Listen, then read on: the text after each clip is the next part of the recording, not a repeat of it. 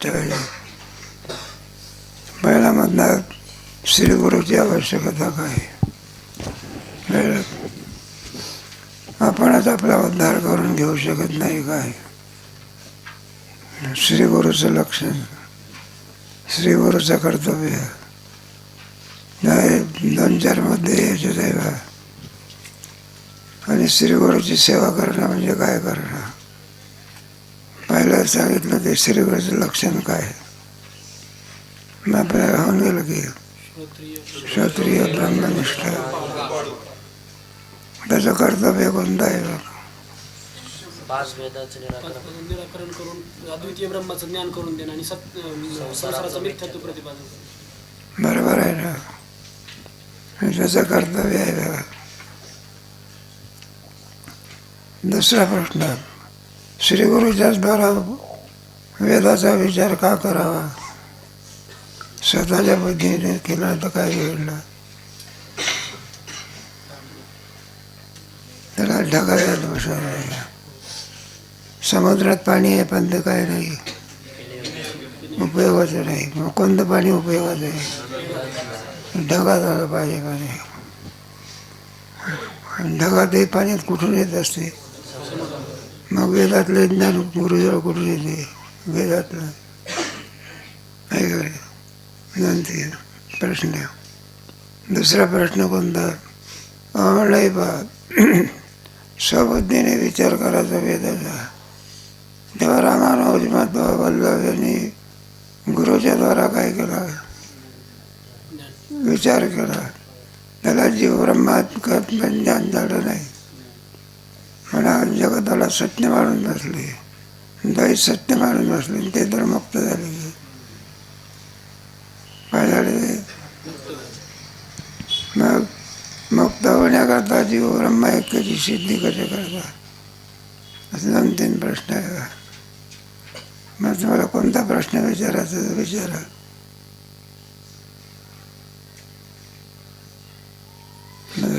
संपला लागेल. तर लहानसा आहे पण उपयोगी फार चांगला आहे. दिसायला कसं आहे पण त्याच्यात बरेच लहानसाच असतं. मग सगळ्या भारतातली रेल्वे काय करून टाकतो? नसते पुण्याचीच का? भारताच्या रेल्वेला जर परिसराचा स्पर्श झाला तर सगळ्या भारतातली रेल्वे काय होईल? बोध असतं त्यांच्याकडे. काय त्यांचं ते काय? त्याच्याकरता भगवद्गीते म्हटलं 2रा तरंग आणि 4था तरंग चांगला उपयोग आहे. 2ऱ्या तरंगामध्ये सुद्धा ज्ञानाचं महात्म्य सांगायचं आहे. आणि 4थ्या तरंगामध्ये अगदी त्याचा विचारपूर्वक विचार केलेला आहे. ज्ञानाची आवश्यकता काय आणि ते ज्ञान कोणाजवळ असते समजा कसं. मग त्याचं लक्षण सांगितलं आहे. कोणतं लक्षण सांगितलं 4थ्या तरंगात तेव्हा? ज्ञानीना मग त्याच्या उपदेशाने काय फायदा आहे? नाही सांग. विद्ये प्रणिपातेन परिप्रश्न सेवया उपदेक्षन्ति ते ज्ञानं ज्ञाने यज्ञात्वा न पुनर्मोह नैवं यास्यसि पांडव येन भूतान शेषं द्रक्ष्यात्मज्ञतो यज्ञात्वा न मोहम यास्यसि मोह निवृत्त होता. मग अर्जुनाने भगवंताने काय निवृत्त केलं? हेच त्याच्यात नष्ट मोह. मग कर्तव्यापासून परांग कशामुळे झाला? मोहामुळे आहे का नाही? मग मोह निवृत्त होता. मोह वगैरे कशाला म्हणत असतात? एक मोहाचं झाड असते त्याला जाऊ दे. हे सेवा कशी करावी वगैरे चाललेलं आहे याच्यामध्ये. जेव्हा आपल्याजवळ जे काही असेल, जीवाच्या जवळ काय आहे सगळं तन मन धन आणि स्वतःचं अर्पण, याला सेवा असं म्हणत असतात. तो एक सुंदर प्रश्न आहे. रामानुजमधलं हे जीव ब्रह्म ऐक्य न मानतात, अद्वैत सत्य मानतात, मग त्यांना मुक्ती झाली. मग काय होतं, विचारतात नाही ते, द्वैती लोक विचारतात ना. मग त्यांच्या ज्या गुरुजवळून ज्ञान प्राप्त झालं ते गुरु या पदाला काय नव्हते, योग्य नव्हते. त्यांना म्हणायचं नाही बरं, तुम्ही योग्य नाही म्हणून. कोणी आपलं अध्ययन कमी कबूल करत असतो का? अर्जुन सुद्धा कुठं ज्ञान कमी कबूल करतो नाही का? प्रारंभी कुठे तो अर्जुन आपलं अज्ञान कमी कबूल करतो का? नाही का? नाही बरं म्हणलं ते काही नाही. लाजसी ना महागौरी कर्मी सुद्धा म्हणलं तुला लाज काही वाटत नाही का? नाही का? कर्म टाकून द्यायचं, ज्ञान घेत बसायचं. ह्या मला देवाची काय काढतो, लाज काढतो. ज्ञानेश्वर महाराजांनी वर्णन केलेलं आहे. मग त्याला धडा देतो बा, कार्पण्य दोष उपाद स्वभाव. आणि मग सगळं पूर्णपणे ज्ञानामध्ये 11व्या अध्याय दिले बा. कोणत्या अध्याय? कार्पण्य दोष उपाद स्वभाव पृच्छामी त्वाम धर्म, हे इथं लक्षात. आणि मग माझा तिथं त्याला फार वाईट वाटतं, कुठे मी तुला घोड्यावर कुठं घोड्यावर नाही रथात बसावं. 11व्या अध्याय तंतवेव देव पुरुष पुराण वेत्ता शिवंच तथामयं सर्वविधं वायुरयोग्नि वरुण शशांक प्रजापती स्वं. नमो नमोस्ते नमो नमोस्ते एक वेळेला काय सहस्त्र कृत्वा पुनश्च भयोपी नमो नमस्ते. मग एवढा शरण. दुसऱ्या अध्यायामध्ये तर ऐकत नाही देवाचं, जवळला तुझं ऐकत नाही. मी मैत्री युद्ध करणार ना योत्से इथे गोविंद. मग देवाचं बोलणंच बंद करून टाकलं. गुरुपदाला काय पाहिजे म्हणून भगवान श्रीकृष्ण गुरुपदाला योग्य आहे. आणि शिष्यपदाला कोण योग्य आहे? अर्जुन योग्य आहे. धृतराष्ट्र आहे का? धृतराष्ट्र म्हणतो केव्हा याचं संपादन किंवा जेवायला जातो कोणाला काय काय. एखाद्या माणसाचं कीर्तन बिर्तन थोडं लांबलं ना, लोकांना काय वाईट हे बोर होते, काय विचारू नका. म्हणते शहाण्या कीर्तनकाराने कीर्तनकार 2 तासाच्या आत असतात. पुढे कोणतं राहिलं संपला तिसरा तर धन अर्पण प्रकार. धन अर्पण प्रकार सर्वच त्याचा अर्थ आहे पहा सगळ्याचा. धन अर्पण करता म्हणजे सगळं गुरुजींना टाकून देऊन टाकायचं असं त्याचा अर्थ आहे का?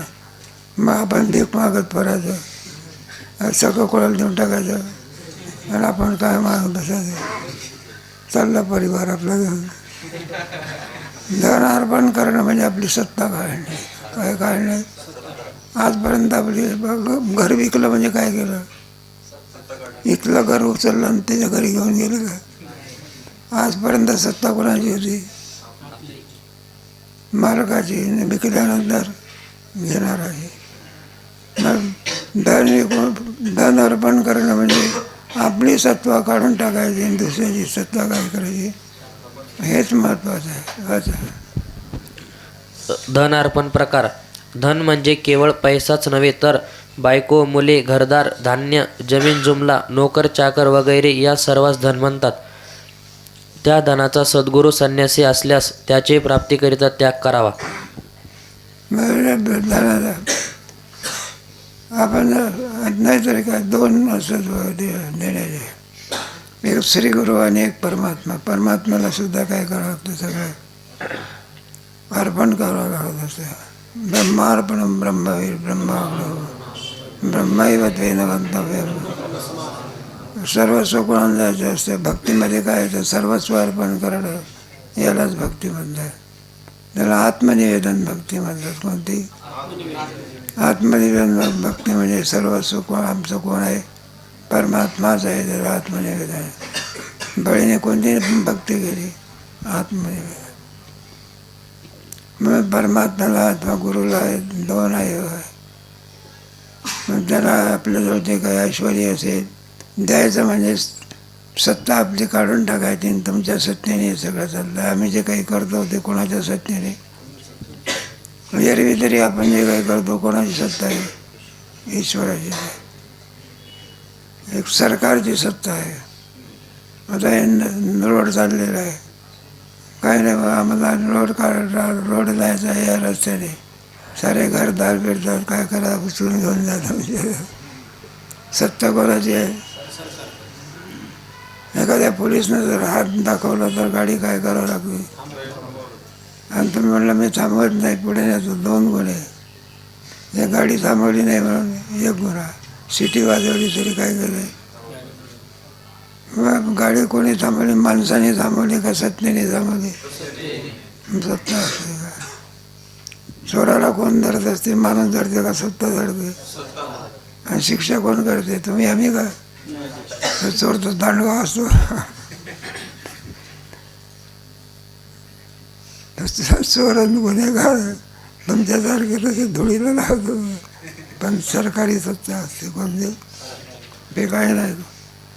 गुन्हा झाला की त्याला शिक्षा झालीच पाहिजे. कोणची सत्ता शिक्षा करते? सरकार. आणि त्याच्यावरची सत्ता कोणती? ईश्वरी सत्ता. ईश्वर सर्वभूताना ब्राह्मण सर्वभूतानी यंत्र पडे वाचा. हा धनत्याग सद्गुरूस अर्पण होतो आणि जर सद्गुरू गृहस्थ असतील तर त्यास सर्व धन अर्पण करावे. म्हणजे त्या धनावरील आपले स्वत्वाचा त्याग करून सद्गुरूचे स्वत्व उत्पन्न करावे. हा धन अर्पण प्रकार म्हणावा. आपलं धन नसून हे करायचं आहे. सद्गुरूची सत्ता, देवाची सत्ता. खरंच देवाची सत्ता आहे. श्रीगुरूची सत्ता. श्रीगुरू हे देवांबिंदन आहे. देव हे गुरु काही गुरुर ब्रह्मा गुरु साक्षात परब्रह्म. काय करे? गुरु हा देवाचाही देव असं म्हटलेलं आहे. शेवटी देवसुद्धा कोणाकडे गेले? पूर्ण होण्याकरता. प्रभू रामचंद्र वशिष्ठाला शरण गेला. भगवान श्रीकृष्ण संदीपानीला गेले. मोठ्यांच्या कथासुद्धा आहे. राम एवढे शिवाजी महाराज रामदास स्वामीला काय गेले? तुकोबारायला काय गेले? आणि चांगदेव महाराज कोणाला शरण गेले? मुक्ताबाईला. मुक्ताबाई किती वर्षाची होती? तुम्हाला कोण सांगितलं 7 वर्षाची होती?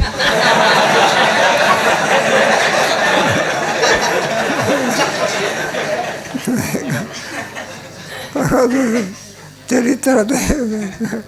कशामध्ये आहे? चरित्रामध्ये चांगलेपणे आजीधन्य झालो, गुरुपुत्र झालो मुक्ताईचा. एक गुरुसाहेब एवढं महत्त्व सांग म्हणजे भगवद्गीतेमध्ये सुद्धा आहे ना. इथेच नाही. मानित्व मदंबित्व म्हणून साक्षांती अर्जुन आचार्य उपासना देवा. आचार्य उपासना म्हणजे ब्रह्म करी जीवा शौचाची. बरोबर. म्हणून योग्य श्रीकृषी घाट पाडून आपल्याला उपदेश करतो. हेच सगळ्यामध्ये मोठं भाग्य आहे का? कोणतं? कोण पुण्य ज्यांचा होईन निधनवादी भंग. कोण पुण्य फळा आली नाजी देखील. पगात पुण्यात जावं लागत असतं. वाचून जा.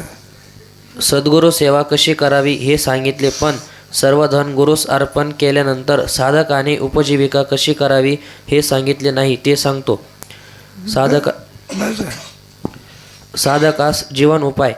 आत्मकल्याणाची इच्छा करणाऱ्या साधकाने वर सांगितल्याप्रमाणे सर्व तन मन धन सद्गुरूस अर्पण करून किंवा त्यांचेकरिता त्याग करून सद्गुरूंचे सानिध्यात असावे. सगळं तन मन धन कोणाला अर्पण करायचं? आपली सत्ता काय करायची? नम्र होऊन काय करायची? सेवा करायची. नाहीतर नम्रताचा हे नसेल. अलीकडचा विद्यार्थी तुम्हाला कल्पना नाही का? अरे म्हणलं तुझे गुरुजी असं सांगतात काहीतरी अमका जमका फुकट शिकवतो का? म्हणलं पगार घेत असतो.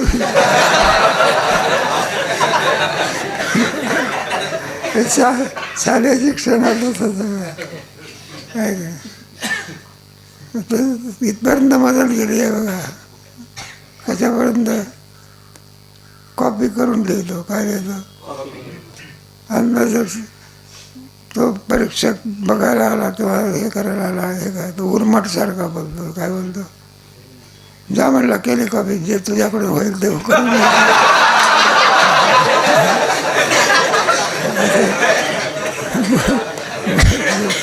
गुरु शिष्याचा नातवीचा काय झालं अलीकडे. शिक्षणच कसं आहे, शिक्षण कसं आहे, शिक्षण काय आहे, असल्या प्रकारचं शिक्षण दिलं जातं. गुरु संबंधाचा नातेवाईक म्हणजे संबंध विबंधाच्या अलीकडे काय, याच्यामध्ये काय नाही. किती उपकार होतात. उलट जर कॉपी करून नाही दिली तर तिला परीक्षा झाल्यानंतर मारतात सुद्धा. कारण आहे अलीकडे असे प्रकार झालेले आहे. म्हणजे आपली पूर्वीची संस्कृती काय होत चालली ना. कुठे राहिला गुरुभाव वगैरे. तो गुरुभाव वगैरे काय झाला, तो आई वडिलाच्या याचाही भाव कुठे राहिला. जलाराम बाबाकडे येणारे श्रीमंताचे आई वडील आहे का, कोणाचे श्रीमंत आहे आई वडील, तरी मुलं कुठं वागवतात, कुठं आणून सोडतात. म्हणजे जराम बाबा आणि तुम्ही बरेच तुम्ही परत माघारी जातात. सेवाभाव काय झाला, नष्ट झाला. तो कुठे आहे सेवाभाव. पूर्वीच्या काळामध्ये लोक सेवा मागावून घेत होते. काय घेते, एकच पद्धत आहे बा, एकच राष्ट्राचं आहे. सगळ्या महाराष्ट्रामध्ये एकच संस्थान असं आहे सेवाभावी, ते म्हणजे गजानन महाराज. एकच संस्था आहे. त्याची सर कोणत्या संस्थेला, निष्काम सेवा. सेवा काय करतात, मागून घेतात. काय सत्ता चालतं काय त्याची शिस्तीमध्ये काम जाऊ द्या पुढे. आणि आपली भिक्षेवर उपजीविका करावी. भिक्षा मिळेल ती सर्वप्रथम सद्गुरूपुढे ठेवावी. आपल्यास भोजनास मागू नये. पूर्वीच्या काळात गोष्ट आहे. भिक्षा हे साधन आहे, ते साधन सोडू नये. काय करू नये, मग भिक्षा मागायची. पूर्वीच्या काळ गुरुकुल पद्धतीमध्ये जेवण बिवणं नाही, काय करायचे. इथं तरी कुठं जेवण होतं म्हणून भिक्षेवरच चालत असते तिथे. भिक्षा मागायची. मागितल्यानंतर आणल्यानंतर कोणापुढे ठेवायची. गुरुजीने जेवण करा म्हटलं तर, खा म्हटलं तर काय करायचं का. पूर्वीच्या काळातल्या सगळ्या गोष्टी आहे. गुरुनिष्ठा किती असते. आणि जर गुरुने काय म्हटलं नाही तर पुन्हा जायचं का मधुकरीला, पुन्हा मधुकरीला जायचं नाही. थोडक्यात येतं गाई राखायला पाठवायचं. कुठे, अरे मला जगतो कसा, मधुकरी जर खात नाही मग तो जगतो कसा. म्हटलं हे पाहते, गाई वासरा दूध प्यायल्यानंतर गाईचं जे दूध राहतं शिल्लक, त्याच्यावर आम्ही काय करतो. मग गुरुजी सांगतात, म्हणले बा ते दूध सुद्धा काय करायचं नाही, प्यायचं नाही. मग काय करायचं, मग ते वासाच्या तोंडाचा फेस, नाही तर काय गाईच्या सणाचा फेस, त्याच्यावर मग ते सुद्धा काय करायचं नाही. गुरुजी अशी शिक्षा पाहत असतात. आणि एकनिष्ठा दिल्या. नाथ महाराजाच्या दृष्टांतात काय आहे, मग हे काय की विद्या दिली का, हिशोब करायला लावला होता. बरोबर हिशोब झाला. तेव्हा कुठं ज्ञानाला काय केली, नाथ महाराजाची चरित्र वाचली त्याच्याकडे. लिहिण्याचं काय दिलं होतं, बरोबर ते हिशोब काय करायचं. एक हिशोबच जमेना. रात्र सगळी निघून गेली तरी विचारच करीत बसला होता. मग त्याचे गुरुजी आले, जनार्दन स्वामी. पाहिलं तर म्हटलं बसलेला आहे. मग लांबूनच पाहिलं, मग अशी टाळी वाजवली वाद्याने. मग त्या गुरुजीने विचारलं, मग टाळी का वाजवली? तर म्हणलं आमची गणिताची बेरीज बरोबर झाली. गणिताची बेरीज बरोबरी होईनापर्यंत तो सगळ्या रात्रभर काय करता. म्हणलं हा ज्ञानग्रहणाला काय योग्य अधिक आहे. याचे पूर्वीच्या काळामध्ये जिज्ञासा असावी लागते. काय आहे नाही तर आपलं जायचं म्हणून जायचं आणि यायचं म्हणून यायचं. जाऊ द्या. ते वेदांत थोडं आहे ना, कीर्तनात वेदांत सांगण्याची हौस असते. काय असते पण अभ्यास करण्याचा काय असते कंटाळा असते. आळसा माणसाचा काय अनोत्साह मित्र आहे. शिष्य परीक्षणार्थ सद्गुरूंनी भिक्षा खाण्यास दिली नाही तरी त्याच दिवशी पुनः भिक्षेस जाऊ नये, उपवास करावा. दुसरी दिवशीही पुनः तसेच करावे, पण भिक्षावृत्ती सोडू नये आणि सद्गुरू कृपा करून देतील तर भोजन करावे. एक न्याय सांगितलं आहे त्याच्यामध्ये, बरं का. परीक्षा पाहिजे नाही इथं होतं ना तुमच्या काही काही एक विद्यार्थी होता बा, पाठात बसल्यानंतर रडायला लागला. त्याला विचारलं, अरे रडतो का, कोणी बोललं का तुला का, काही काही झालं, घटना घडली, रडल्याचं कारण काय? तर म्हणला काय सांगा आमच्या बापाला काय आमची अडचण झाली होती कोणाच माहिती. रोज बरोबर 11 वाजता काय मिळत असे, ते ताजं जेवण मिळतं, मनासारखं जेवायचं. आता म्हणलं 2 वाजून जाते तरी मला कधी येत नाही. वर जातून खाली येतो, खालून कुठे जातो.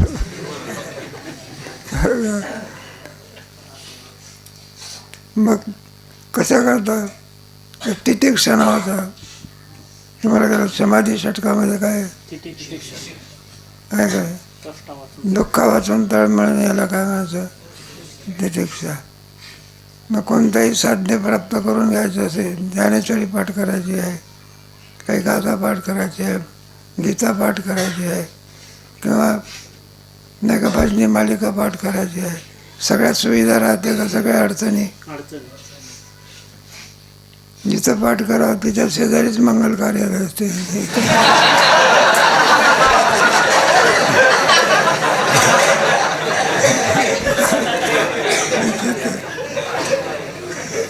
आता मंगल कार्यातलं त्याला आमंत्रण असते. ज्या दिवशी याचं आमंत्रण असते त्या दिवशीचा पाठ रामकृष्ण आहे.